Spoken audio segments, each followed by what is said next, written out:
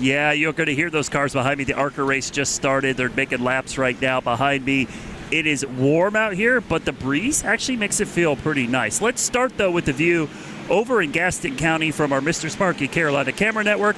Over in beautiful Dallas, you can see the clouds and some sunshine out there. Certainly is a nice afternoon if you like the warm temperatures. Radar-wise, hey, we've been living right so far. Most of the storms have stayed to our northeast and our southwest, but I tell you what, those showers of storms to our southwest, we're going to have to watch those because those could make a run at us later this evening, maybe after 9 o'clock or so. We had some late-night storms last night. I don't know if you woke up at 2:30 in the morning like me to those giant thunderstorms moving through, but we could see some of those again tonight. Now, the severe weather risk, this is the good news.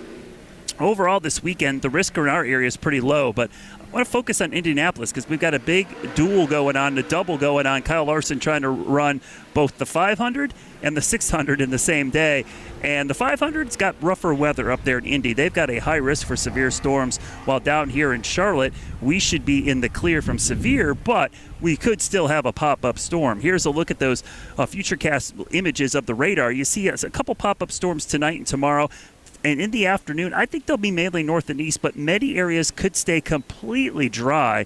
So just be ready. I mean, there could be a passing storm, but it's not going to rain out the whole day. It's all about the timing. Now, on Sunday, we do have some storms developing to our northwest. Those are the ones up in Indiana that we'll be watching for the Indy 500.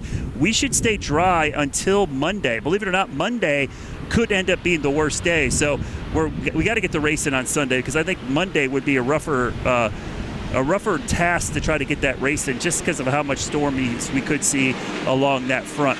So if we do see storms, I expect lightning to be our number one issue. So that means if you hear thunder, go indoors. Thunder roars, go indoors. Don't take any chances with that. But flooding would be the other risk and maybe some gusty winds. But overall, the risk for severe is incredibly low. We'll go hour by hour here, and you'll see the chance of storms tonight. Not many of them. Tomorrow, yeah, there's some around, but there's mainly dry conditions through 5 p.m.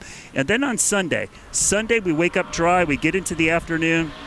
We see storms up towards Wilkesboro again, maybe close to Charlotte, but then after that, they kind of fizzle out and they lose steam. And as we get into the overnight hours, they should fall apart. So even with the delay, things should dry out fairly quickly. And that's the thing about these storms.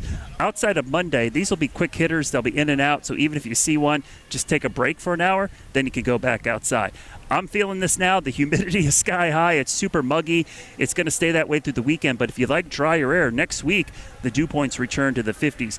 Just to show you what the rainfall will look like and how scattered it's going to be, we have rain chances this weekend, but some areas could end up being completely missed. That's the kind of setup we have with these scattered showers and storms. So the weekend forecast, no matter what you're doing, it's going to be hot, it's going to be humid, and there will be a pop-up storm with Monday having the highest chance of rain. Let's go hour by hour this weekend so you can kind of plan it out. Notice both days, the rain chances don't go up until later in the afternoon, and they're certainly lower on Sunday than they are on Saturday.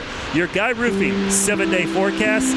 Temperatures soaring close to 90 this weekend, but you'll see temperatures next week actually take a little bit of a dip into the 70s with drier air moving in. So if you hear that noise behind me, that's what you're going to hear a lot out here this weekend at Charlotte Motor Speedway. The one weather caution I would give you, it's hot, it's humid, the sun is intense. Make sure you bring a hat, you bring sunglasses, you have plenty of water, and bring that sunscreen because the sun, it is intense. A far cry from the 50s we had last year at this time. You cannot escape that sun either. It's tough to do. All right, Brad, thank you.